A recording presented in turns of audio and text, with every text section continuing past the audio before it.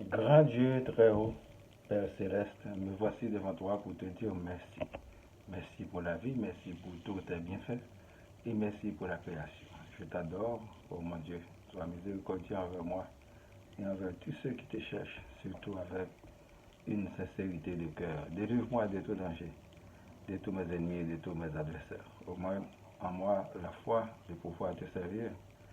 Je m'appelle Boniface Paradon, votre serviteur. Je vous salue très cordialement dans le nom de notre Seigneur et Sauveur Jésus-Christ, le roi des rois, le Fils qui a été envoyé du Père pour nous sauver. Je le reçois, Père, qu'il en soit ainsi.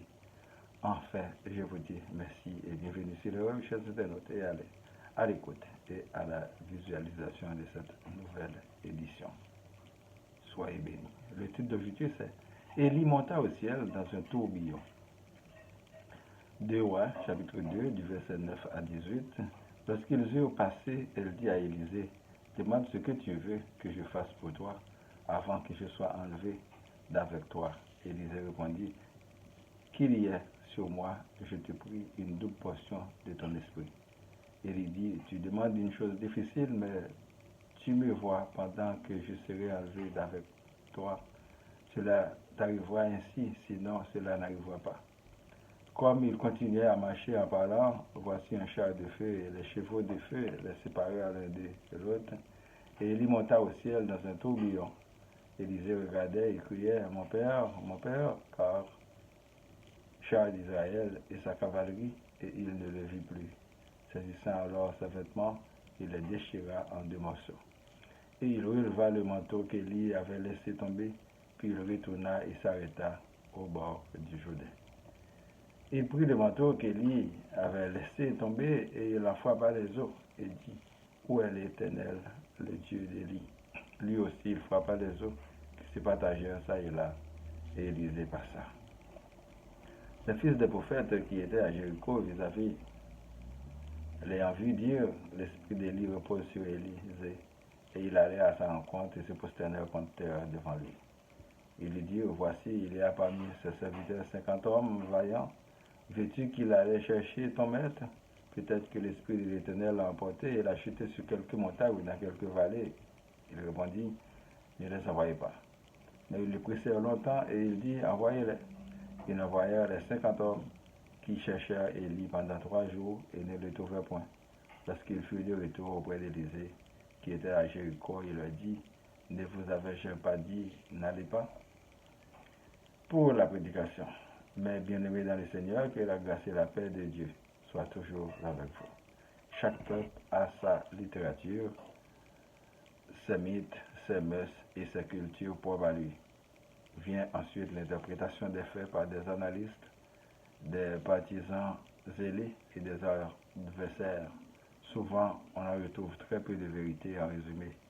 Demandons à l'Éternel Dieu la foi en lui, mais pas dans tout ce qu'on raconte en son nom. Il a été dit que personne n'est monté au ciel sinon celui qui était descendu en la personne de Jésus.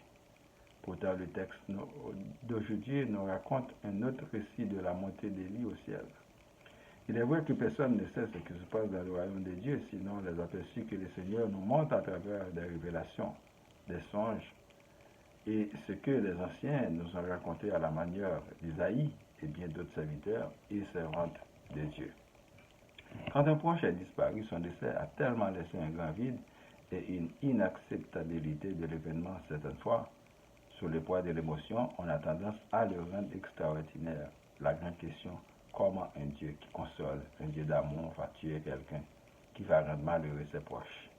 Personne n'accepte la mort de son proche sans attendre de miracle pour le ramener à la vie.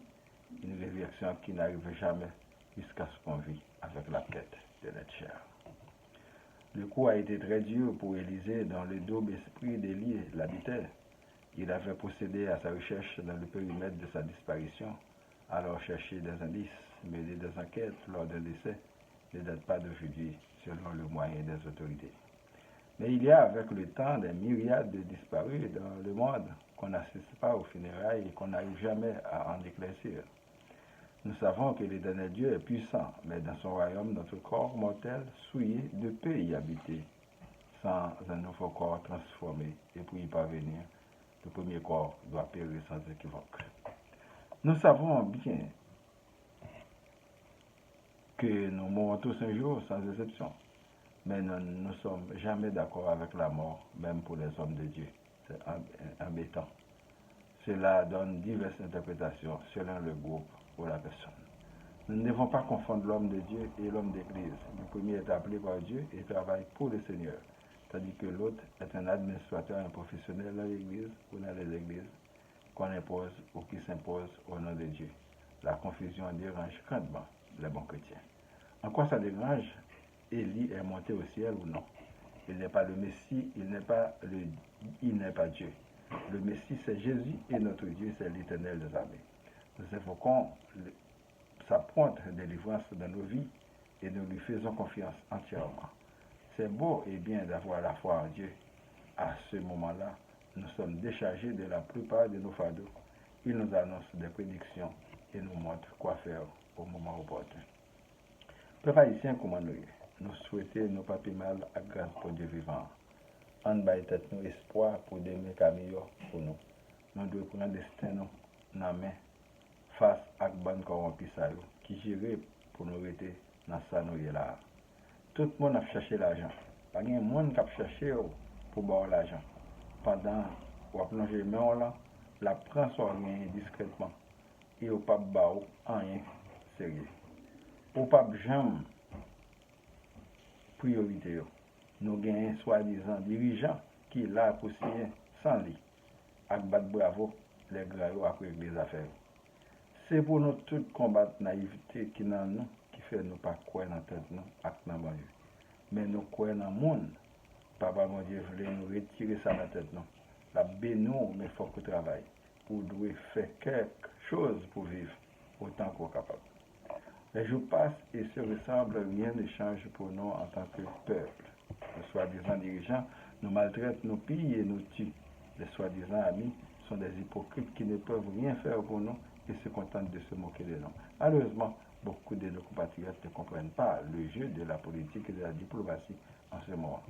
D'autre part, une autre partie nous promet de la prière, mais ils n'ont pas la foi en Dieu. Ils sont pires que les politiciens malhonnêtes. Nous sommes barrés par-ci et par-là. Nous attendons avec impatience, mais pour rien. Parce que l'aide ne viendra jamais. Nous ne comprenons pas le jeu. Le jeu, c'est qu'on vous montre l'aide et il repart avec plus ce que vous possédez comme richesse et bien. Au final, vous êtes plus pauvre qu'avant. Il nous reste une chose à faire, un examen de conscience de notre état lamentable. Le jour où vous savez ce qui se passe dans la politique et la diplomatie, vous allez être comme moi. Ils perdront leur pouvoir de nous mentir et nous allons sortir au bout de vrai. Nous demandons à notre Dieu, l'Éternel des armées, de nous bénir, de nous faire grâce et de nous délivrer de tous nos essais et de tous nos ennemis. Que le Seigneur Jésus nous sauve de tout mal. Que la lumière du Saint-Esprit nous éclaire le chemin. Pour moi, ma famille, vos familles, les membres du groupe Spiritualité, les amis, les personnes malades, les persécutées, les découragés, les minorités visibles, les personnes endeuillées, les chômeurs, les leaders, les villes, Laval, Montréal, Québec, Canada et le monde entier. Que la paix soit sur le monde. Citons notre Père qui est aux cieux, que ton nom soit sanctifié, que ton règne vienne. Que ta volonté soit faite sur la terre comme au ciel. Donne-nous aujourd'hui notre pain de ce jour. Pardonne nos offenses comme nous pardonnons aussi à ceux qui nous ont offensés. Et ne nous laisse pas entrer en tentation, mais délivre-nous du mal. Car c'est à toi qu'appartiennent les règnes, la puissance et la gloire au siècle des siècles. Amen. Je vous souhaite de passer une bonne journée et une bonne semaine. Lisez et méditez toujours sur la parole de Dieu. C'est votre serviteur, Boniface Parade. Merci et à la prochaine.